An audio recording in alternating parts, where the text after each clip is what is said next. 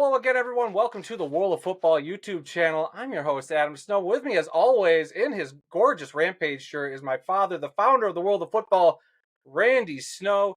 Dad, how you doing? And can you explain to our viewers why we exactly decided to don our old Rampage stuff? I wear this around the house all the time, so it doesn't matter. I'm always wearing my Rampage gear. This is just a typical Monday for me. Oh, is it? Well, maybe not so typical, because today, guys, we have a fantastic guest for you. You might have seen him around the different arena football sphere. We are so happy to finally have him on our show. This has been long overdue. Introducing the AF1 Director of Player Operations, Gary Compton. How are you doing, sir? Welcome. I'm doing great, guys. Thanks for having me on tonight. Well, we appreciate you hopping on. I'm sure Dad's got a load of Rampage-related stuff to get to. So, Dad, what do you got to start off this interview with? No, I just wanted to talk about Gary and your career. You've got a long association with the Arena League and arena football. You went to school at East Texas State, and there was somebody else famous in arena football that went to East Texas State. Was that Clint Yeah. Dolezal? Didn't he go to the same school you did? There in the background. Yes, sir, he did.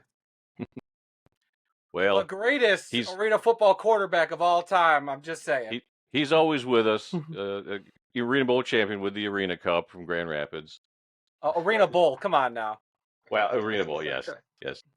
You know, and it's funny that you say that. I was down in Dallas last week, and he's obviously at our alma mater, which is now East Texas A&M University, and stopped in, ate lunch with him. We visited, we talked a little bit. My son coaches at a school right outside of Commerce there, so every time I go home, I stop by the university. I see Clint. We talk, we chat, we catch up. But like you said, there's a hard press to really say there was a better quarterback than Clint Dolezal, because when he was on, he was electric. That's for sure. Absolutely. Yeah. Now, you didn't get drafted in the NFL, but you signed as a free agent with the 49ers in 1991, and you were there during training camp, but you were released at the end of training camp. I also read something that you were a part of the Montreal Machine briefly with the World League of American Football. Can you talk about that a minute? Yeah, way back in the day. So obviously after the NFL stint and all that, had a few tryouts up in Seattle, Pittsburgh, and didn't manufacture anything. So obviously the World League, they had teams up in Canada. We had teams in the U.S. at that point in time. So I went up to Montreal, and it was a unique experience for me. French-speaking Canadians. I'd never been around that before in my life, and being from Texas and everything, it was a weird atmosphere, but electric, and all of that. And the World League, was just another foundation for players to be able to utilize their skills to try to showcase their talent, because we all know, there were so many leagues way back in the day, that you could jump into to try to get back to the NFL, and was there and a little while, and then got into it. I'm sure we're going to discuss this, and then got into the Arena League in its infancy stages, when it was really, really new, and as it took off over the course of the years. But yeah, it was a great experience there. Yeah, you had a long association with arena football, 14 seasons as a player. You were a wide receiver and a linebacker, and I think early on you also were a defensive back. So you played all over the field. You started out with the Dallas Texans in 92 and 93. That had to be kind of a culture shock to play arena football when you're used to the outdoor game. It was, and I guess like a lot of kids nowadays as they come into the game, it's an adjustment. You're not used to what to expect, and you're not really sure about these walls that they talk about. And as we all know now, the walls are undefeated; they've never been beaten.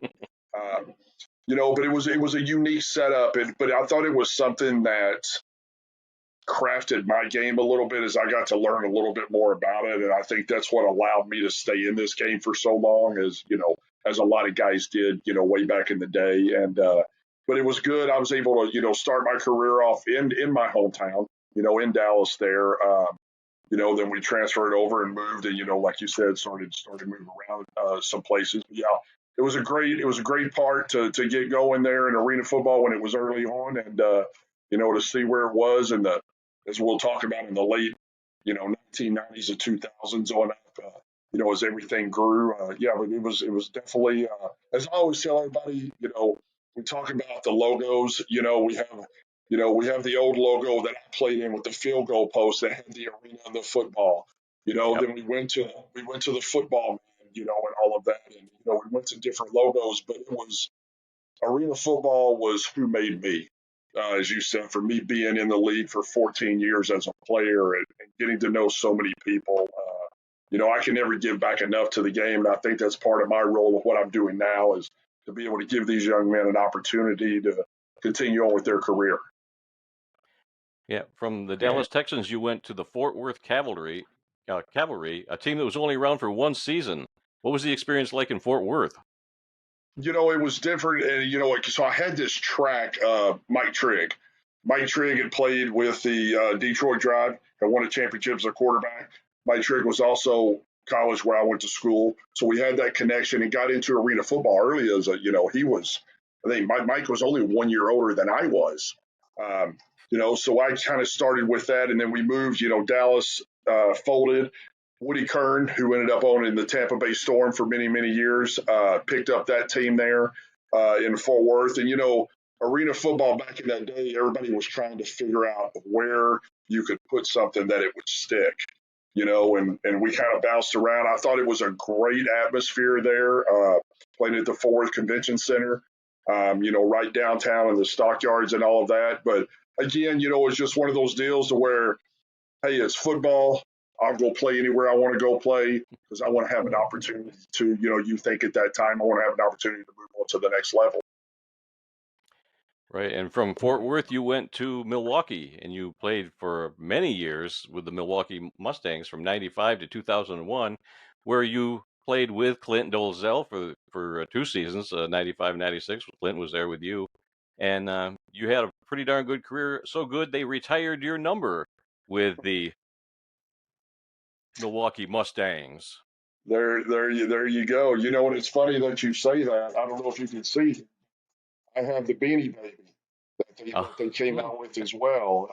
That helmet and all that. But I came to Milwaukee again. Coach Trick. He came up to Milwaukee, and I was supposed to go to Monterrey, Mexico. They had an expansion draft. And Monterrey was going to come into the league, and Monterrey had the third pick, Milwaukee had the fourth pick, and Milwaukee jumped over Monterrey. They swapped it, and Coach Trigg took me at that point in time, when I came up to Milwaukee, and they were 0-14 the year before, but they sold out every game. Okay, and so you come into a new franchise, with the Velazquez running it, you really didn't know what to expect, and you walk in your home opener, and there's 17,000 people there, Wow. From a team that went 0-14, and you're like, wow, this is really, really cool. And was blessed here. This is really where I made my name. This is where, myself, arena football, the Mustangs, we came together as one big family. I was here, for 7 years. I still live here to this day. Mm. Still, and been here forever. I met my wife here, in '98, and we made home here. But it's unique. It's a unique place. It's really fun to still walk around, and I get a kick out of it. People will still recognize me, and some things like that. So it was a great time here in Milwaukee, from '95 through 2001. Unfortunately, at that point in time, that's when the whole free agency market and everything, players union and all that kind of started going in. And, what was going to happen, Milwaukee was having to do a refurbish of their arena, which was the old Bradley Center at that point in time. And we were going to move across the street to the old Mecca. But the confines of the football field would not fit in that arena. Okay, so that's what disbanded the Mustangs and allowed Velazquez then to sell his franchise over, which became the Philadelphia Soul. And then Chris went on down to Fort Myers and started an AF2 franchise. But yeah, like I said, great times here in Milwaukee. Couldn't think of a better place to be, and it definitely made a name for myself. And I see right behind you there is the Built Ford Tough Man of the Year from 2001, which funny enough, we were in the building when you received that at Arena Bowl 15. So I was going to actually ask you about that eventually, and there it is, just sitting right behind you, because I remember you getting that award on the field that day. So that's kind of cool to bring that back around. And that was a cool scenario. We had just got done, playing our season, and my wife and I we went to Puerto Vallarta, and we were there a day, and we got a call that said you got to come back to the States, and I said why? And they said, well, you've won an award. And of course, you're trying to figure out what it is, and you start pinpointing, okay, Hopkins probably got this, or Hunky Cooper got that, so I got to be here. And it was really really unique with that, and then also behind me here is the 2001 Arena Bowl Awards banquet ticket, along with the article that they put into the ESPN the magazine on the Bill Forte Player of the Year. And what's unique about this is the first published ESPN magazine article after 9/11. So it's got a lot of history to it, and everything. But it was a unique moment, like you said there, to win that award. There was only two of us, that won that. And, Ford was a great sponsor back then. But yeah, it was a unique, I tell everybody, this is probably better than being Ironman of the Year or something, because it represents you as the entire elite. You were the person. But yeah, it was a great award. Like you said, still sits there to this day, and proud of it. Well, from Milwaukee, you went on to the Indiana Firebirds, but only for 4 games. They let you go after 4 games, and that seems pretty bad. But you wound up with a much better team. You wound up with the Grand Rapids Rampage, and I'm sure you were much happier being with the Rampage than with Indiana. Well, it was funny, so that was when we had free agency. Okay, so I signed with the Firebirds and all of that, and Grand Rapids ended up having an injury, and Mike Trigg, again, we'll hear this name a lot. Mike Trigg was coaching at Grand Rapids, and he worked out a trade at Indy, and we had just moved to Indianapolis. My wife and I did. My wife had just taken a job. She probably wasn't the happiest camper at that point in time, but it wasn't too far, it was across the waters. I said, not too far there around the horn, and went up there. They just won the championship that year, and I, thank the world of Coach Trigg, and he's always blessed me and my family with opportunities. And yeah, I came up to GR that year, and we had a lot of fun. It's a great place again, a place that packed the house, a place that fan friendly, fans took it in, and it was a great time there in 2002. Yeah. So when you got to Grand Rapids, you played the rest of the season there and a playoff game. So you got reunited with Mike Trigg, Mike Trigg, and Clint Dolezal. So all three of you were there at one time, and then from there you went to the Tampa Bay Storm for a year, and then you ended your playing career with the Philadelphia Soul. I'm sorry, I don't have a Philadelphia Soul helmet here. I'm surprised you don't. I'm surprised you don't have something there, right? And you know what? You're right. Went down to Tampa and was fortunate enough to win a championship there with rest his soul up top. Coach Markham. And everything. And then we started the 2004 season. I started in Tampa, and it kind of all recharged again. Coach Trigg going to Philadelphia, inaugural season. Needed some help, needed some leadership. Called me up, said, "Hey, I'm looking at making a trade for you. Would you mind, coming up?" And I said, "You know what, Coach?" I said, "I'm getting older at this point in time. Things are dwindling. I'll come up and help you, any way that you want." And came up to Philly, and as you begin to look at all of this and the marketing side of it and everything, I chose number 4. Soul's inaugural year was 2004, so every jersey they sold was a 4 jersey. So it almost looked like everybody had that, and everything, and then obviously finished my career off after that year there in Philadelphia, and but it was a great time, like you said, from the infancy stage at '92 when the league was only basically 4 years old to 2004 when we were in the heyday. The NBC Sunday afternoon game, 17,000 people. Everybody wanted to buy the rights to the Arena Bowls, and just to see all of that, it was a fantastic opportunity. And, like I said, I was so blessed for so many years. Yeah. Well, after your playing days, you went into coaching. You were actually the head coach of the Bakersfield Blitz in the AF2 from 2006 to 2007. And then you went back to your hometown and you were the head coach of the Milwaukee Iron in 2009. And surprise, surprise, we were there for 2 games. Uh, the AFL had shut down in 2009, so the only arena football we could get was Mhm. AF2 games on the other side of Lake Michigan. So we went there, and I've got proof that we were there. There you go, huh? We got that's one of Absolutely. yeah. That So we had a great and that time there. It was a great arena, yeah, and you, loved it. and it was, and I got the call. We were in it. I was still living in Indianapolis, and I got the call that Milwaukee was looking to have an opportunity to bring an AF2 franchise back, and Drew Velazzi, which was the older brother, was spearheading the whole group and everything. And so my wife, like I said, my wife's from here. We talked. We were able to move back, and bring it back to where it started for me. I guess is what you say. You had a lot of coaches that were coaching in the AF2 that had just been done playing.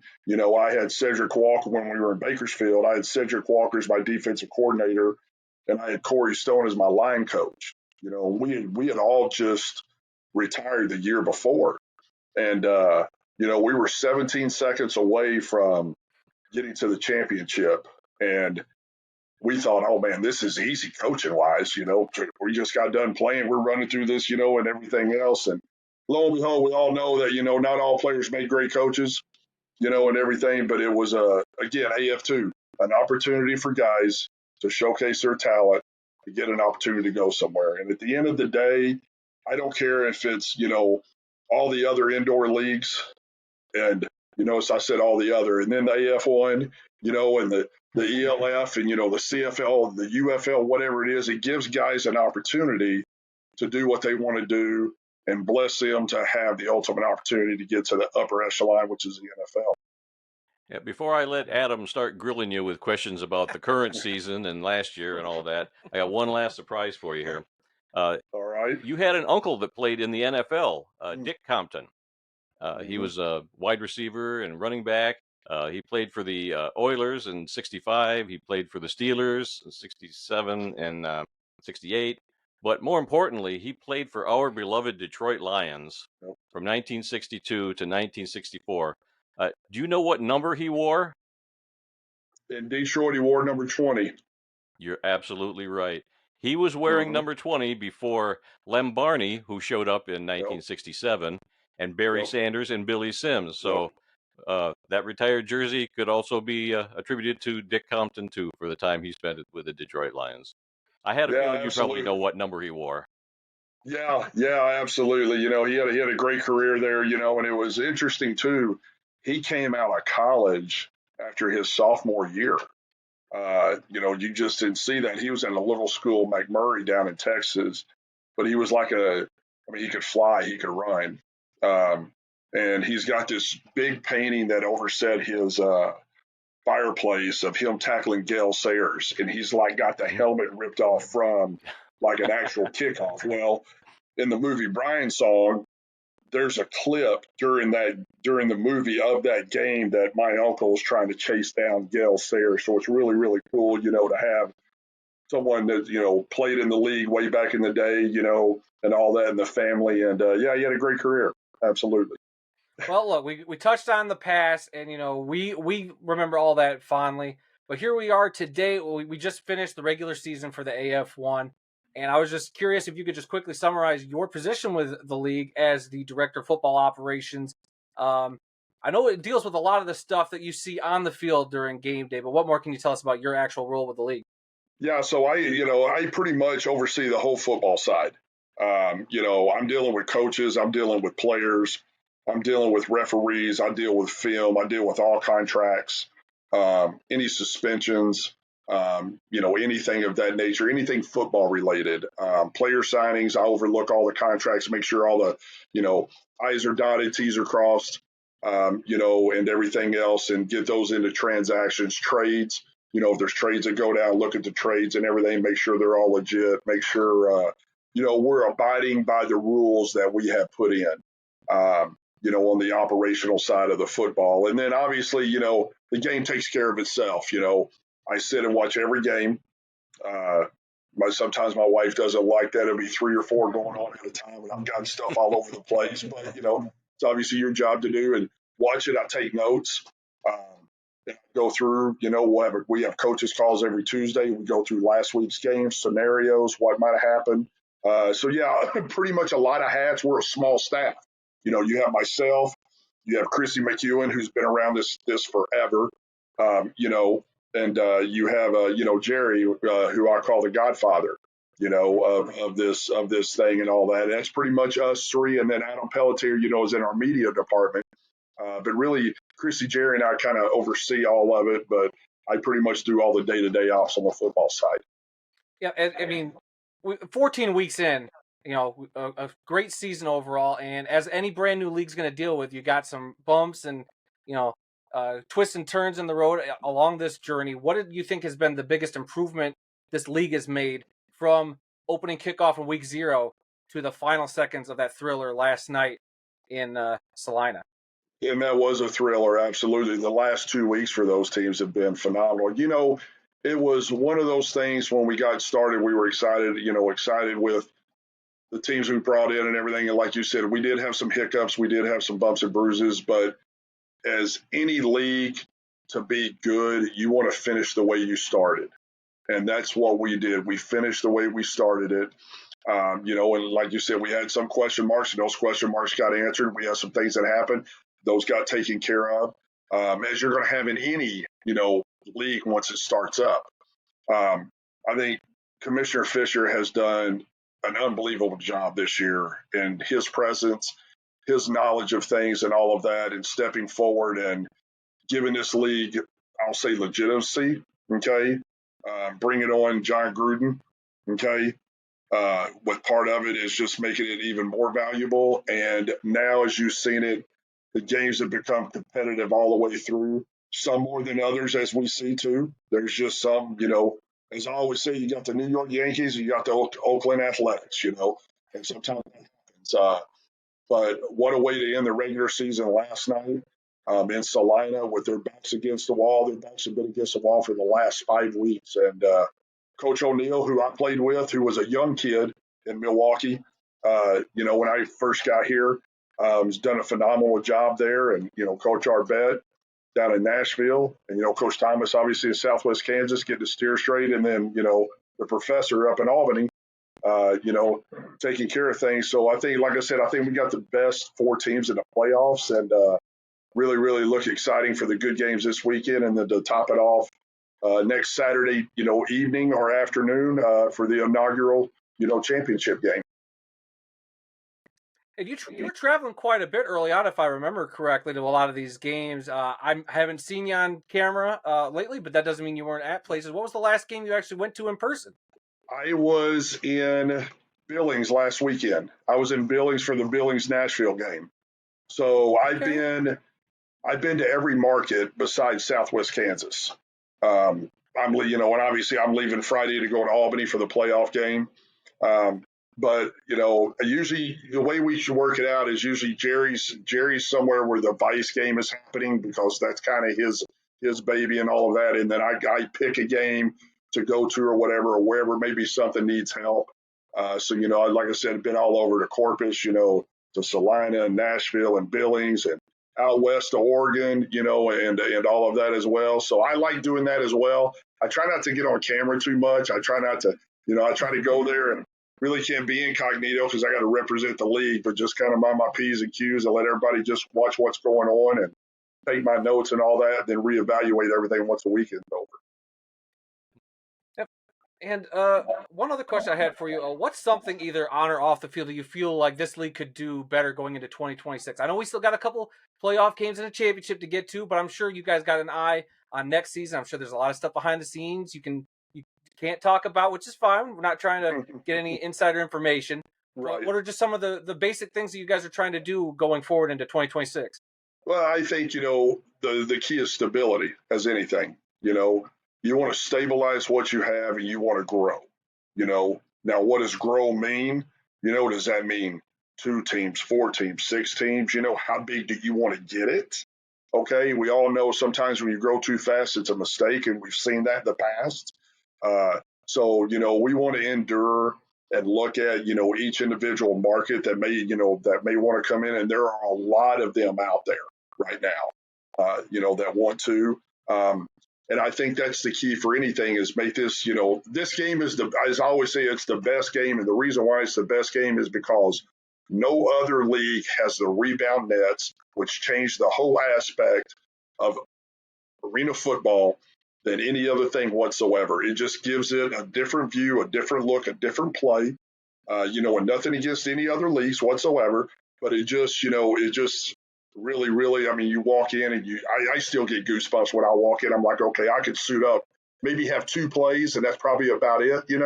But just to see it grow, with our fans and our teams and all of that, and get this thing, we really want to get it back to where it used to be. It's going to take time to do that, but that's the ultimate vision. No, I was just going to say I've always felt that way too. The original Arena Football League was the birth of all the other leagues that have come since because they're the original, they're the best, and the rebound nets are have a U.S. patent on them, or they did for 20 years or whatever.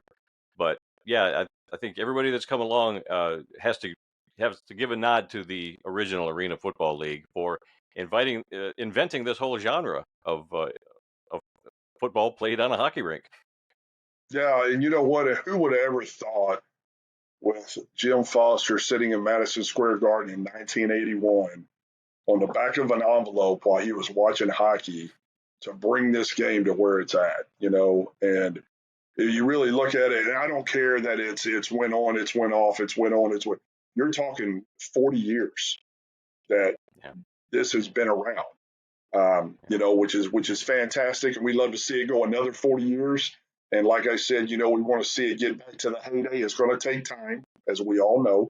Okay, but if you don't expect greatness, then why do you do it? That's when I'm in, I'm all in, and that's the only way I look at it. And I'm excited for the future. Absolutely. And as any sport, it's got to grow and evolve and change. And one thing we've noticed this year with the AF1 and a little bit last year, but we don't have to talk about last year, is a debate that's kind of been brewing amongst some of us arena fans, which is the quarterback being in shotgun and under center. There's been a lot more shotgun plays than I remember back in the heyday of arena football. Do you have a side of the debate, or do you think going to the shotgun style has been an interesting development for this style of game? When you look at it, I mean, I guess the best way to look at it, the players have changed, okay? And the game has evolved a little bit more. Really way back in the day, besides maybe Ricky Foggy, and I can't remember anybody, you really didn't have a really scrambling that could run Michael Bishop, okay, who played at GR. Yep. You didn't have that type of person, but he was under center. There's a lot more that they're doing nowadays as the involvement happens. I'm an old school guy. Will always be that way. Okay. I've always said arena football is made to play a certain way. Okay. I'm an Iron Man guy. I will never go away from that, but players are specialized more now today than they've ever been. And so I think you have to utilize that a little bit more as a coach and your philosophy on what you're trying to do. But at the end of the game, it's throwing the ball, catching the ball, okay, and everything else. And, who can have the last possession, which some people, need to still learn the game a little bit and all of that, how things are. But it's evolving, and it's evolving in a great way with that. And I think it all just depends on what type of quarterback you have. Like you said, you got a few that are that way. We got some that are underneath center. It's just, your different philosophies that you use. Now that we know what the matchups are going to be this weekend, what are your thoughts on the two matchups? You can start with the Albany versus Salina. Well, that's the last game that Salina lost, if you look at it, and they probably should have won that game if you go back and look at the film on the last play that happened. And they're the team that has hung with Albany the best. And I think it's probably, to be honest, it's probably the last team that Albany wanted to see in the playoffs because they are the hottest team around. But, you got to go to Albany. You got to travel. We all know how that is. I mean, they're undefeated for a reason. Okay. So that ought to be a great game. And then we're going to get a rematch now. This will be the third time that Nashville and Southwest Kansas have played. Now, the last two, the first two times they played in Southwest Kansas, and because of the outcome of last night, now Southwest Kansas has to go to Nashville, who's going to play in Clarksville, where they played this past weekend, which is a phenomenal place. 5,500 seats. They sold 5,300 tickets there for the last game, and they're gonna have it there this week and all that. I think that'll be a good matchup. Obviously, anytime Coach Arbette gets in the playoffs, who's won multiple championships, it's kind of hard not to bet on him. Have they come up with a name for the championship game yet? Are they keeping that secret, or what's going on with that? They have come up with a name. They have come up with a design that's being kept right now for the right time to release it. Obviously, I think it's great. Really, really cool. Really excited about it. And can't wait for it to be out there. And it's all about content, right? It's all about content to throw out there for guys like yourself to talk about, and everything. But yeah, really excited to see that. Yeah, on our podcast a week or two ago, we threw out some ideas on what the championship game could be called, and Adam had some ideas. I had some ideas. We'll just have to see if you guys were listening and picked any one of those that we had talked about already. If you picked any of our names, we're gonna have to get our lawyer on the phone. Right. There you go. It's crazy because it was always Arena Bowl for so long, and then it was always Arena Cup for so long. So what do you do there? I'll just kind of leave it in your minds a little bit, with everything, and kind of see what happens. Okay. Well, we won't press you anymore on that one, but I guess we can wrap this up and ask you the big question, which you don't have to answer. I get it if you don't. Who wins that brand new spanking trophy you guys got coming at the end of the year? Well, I mean, I think you're going to have to say the favorite's Albany. Okay, because the road goes through there. Yeah. If they stumble, it's, do you take a legend of Darren Arbette? Do you take a Southwest Kansas team that is really, really good? Do you take a Salina team that's on fire? With that, I honestly think if the Arena Bowl's in Albany, I think you've got to pick them. But if it doesn't happen and something gets upset, who knows what's going to happen? That would be part of our year that would be crazy as it's been. It's just, as get in. I mean, we look at it way back in the day, the Columbus Destroyers, the Washington Valor, those teams, who would have thought those teams would have been in the championship game? So get hot at the right time, and you never know. So I said, those rebound nets, the ball bounces, that oblong ball bounces in funny ways, and who knows what will happen. Well, Gary, we appreciate you so much for stopping by. Dad, you have something else? I was going to do a great wrap-up as usual, and then you did that thing where you wanted to say something. Well, I just want to say that, Gary, every time, Gary, with your background, the way that you originally got into this league in 1992, and you played for many years, you played many different positions, you've coached in the AF2. You are the perfect person to be the director of football operations for the AF1, and I'm glad you're here. I have a lot of faith in the entire staff that's running the league now. I know, like Adam said, there's been some bumps in the road, but I think the future is bright for this league, and I'm already looking forward to next year and to see what new teams we may or may not have, and the new coaches coming in and the ownership groups. I think the sky is the limit for the AF1 in 2026. Well, I appreciate the kind words, and thank you very much. And anything I can ever do to help you guys out, you guys know that. Love what y'all do for the game. Without people like you guys, we don't exist either with, talking about our game and all that. So hats off to you guys for what all you do as well. All right, thank you very much, sir. We're very appreciative of you stopping by and putting up with our shenanigans. you couldn't have been with two more or less professional people, and we just value that time you spent with us. No, Thank you again, Gary, for stopping by. thank you guys. I appreciate it. All right, guys, that's Gary Compton. We'll have a link to all his socials down there. Keep checking out AF1 football. Playoffs this weekend. It's going to be fantastic. I've been Adam Snow. That's Randy Snow. And we'll see you guys next time.